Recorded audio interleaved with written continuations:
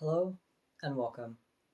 I'm Michaela Silverthorne, and as you have probably guessed by the title of this video, I'm going to be talking about the cost of being transgender. And I mean the literal cost. So, I did a little bit of research, and for those of you who are not aware, I was born female, and I transitioned to masculinize myself, and then I stopped doing those things.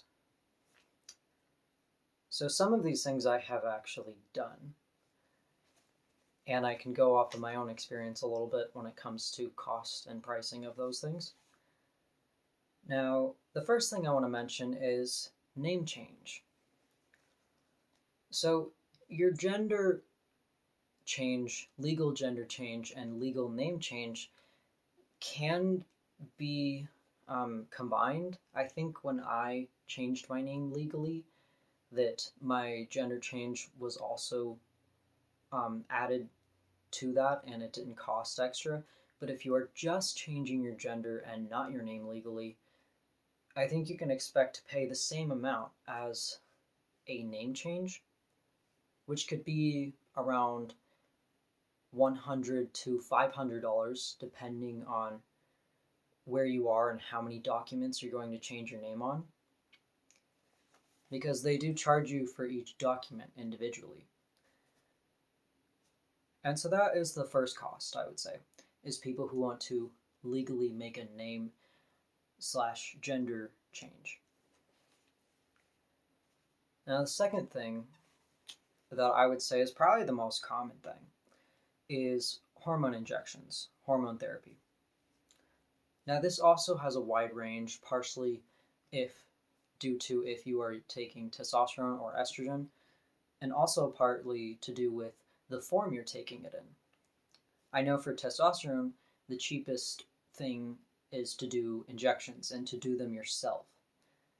And so unless you are buying testosterone, which when I was doing that, they were only allowing you to buy it about once a month, once every couple months.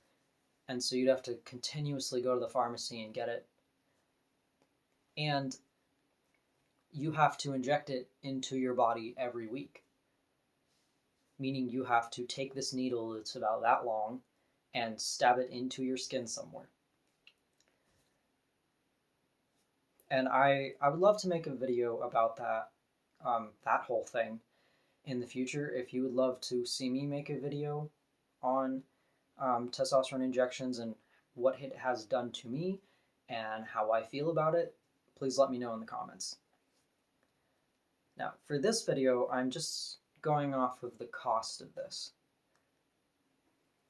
So the cost of that, the cheapest you're really going to get with testosterone is about $30, and it could go up to about $150 per month. So this is a monthly cost. And if you add that up to 1 year, 2 years, 3 years, it's going to be a lot of money by the end of it. $30 doesn't sound like too much, but when you're paying it every month, it ends up being a lot of money. And again, that's for people who are injecting it themselves. That's not for the people who are going to a doctor to inject it every single month, or for people who are taking things like patches. And I do believe that you can get estrogen a little bit cheaper. It's kind of hard to know how much estrogen they're having people who identify as a trans woman taking, because a lot of hormone therapy, when you're doing research on it, is for people who are of the sex of female sex taking estrogen, and it's a little harder to find information on transgender stuff. But anyways, the point is you can roughly guess to spend about $30 to $150 on hormone therapy every month for as long as you take it. Now, the third cost would be surgeries. And there are 4 main surgeries that transgender individuals are getting. So for individuals who are born male and transitioning to feminize their body, they will have a vaginoplasty. Sorry, I'm not pronouncing that very well. But it's basically where they invert a penis. They take a male sex organ and they feminize it to look like a real vagina and function like a real vagina. And that surgery can cost generally ranging between $15,000 and $30,000. And again, it could be more or less than that because this is surgery. Surgeries are going to range very widely. And other common surgeries for individuals who, again, were born male and are feminizing their body are facial surgeries, breast surgery to, develop breasts, like a breast implant, basically, laser hair removal, and voice feminization. And so these are going to cost less than the vaginoplasty, but they're, some people are going to have literally all of these things done, and that's a lot of cost to think about. For individuals who were born female and are masculinizing their bodies, I would say the most common surgery for them is the mastectomy. I've never been good at saying that. Mastectomy? Mastectomy. Basically, top surgery is what a lot of transgender individuals will call it. And I have had this surgery myself, and you can watch my video that I have made on that, where I do literally reveal what my surgery outcome looks like. And that surgery generally costs between about $15,000 and $55,000. I had that surgery done like 3 years ago, like not too long ago, and without insurance, it was about $20,000. And I did have what they call a keyhole surgery, where they remove it from the nipple. You can do your own research if you want to know more about that. So I think that might have been why mine cost as much as it did. Anyways, another common surgery for individuals to have who were masculinizing their body is what they call bottom surgery. And it's where you are getting like a makeshift penis. I don't know how else to describe that. You either have skin from your body or from a donor used to change your genitalia to resemble that of a penis and function like that of a penis.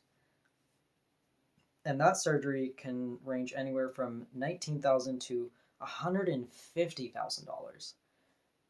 And I'm guessing this one has the biggest range, probably based off of whether you're getting skin from a donor or not. And one thing I really do want to mention with these costs is, yes, you can get coverage from insurance, but insurances, from my experience, are not very good at covering for this kind of stuff, and it really depends on your insurance. Some insurances claim to cover for it, and then you try to get coverage for it, and you don't hear back from them. Some don't offer coverage at all, and some offer great coverage. And I would say the more expensive insurances are probably going to be more likely to offer coverage. But again, I haven't done a lot of research on that, and so I can't really advise people on how that goes. And so this is the financial cost of being transgender. Sorry, there's a ladybug in the window. Like, that was surprising to me. Okay. So back to what I'm talking about. This is an overall cost of what it is to be medically transgender. I should clarify that. if people who are going by a different name without legally changing it or wearing clothes that are of the opposite sex associated with them, that is not really included in this. This is more of like medically transitioning. And so I wanted to make people aware of the cost, whether you are thinking about transitioning, you are transgender, or you are curious about what transgender people are doing. This video is made for you. And especially to those who are considering doing these things, I want you to think about this. So,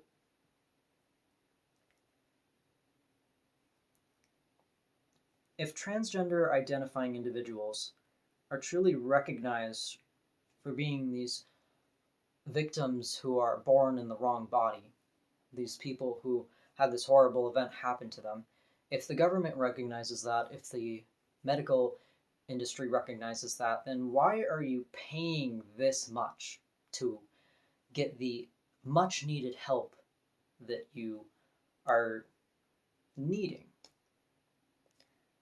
If you need this help, if it is absolutely necessary, and if it is supposedly being recognized, then why are you paying this much?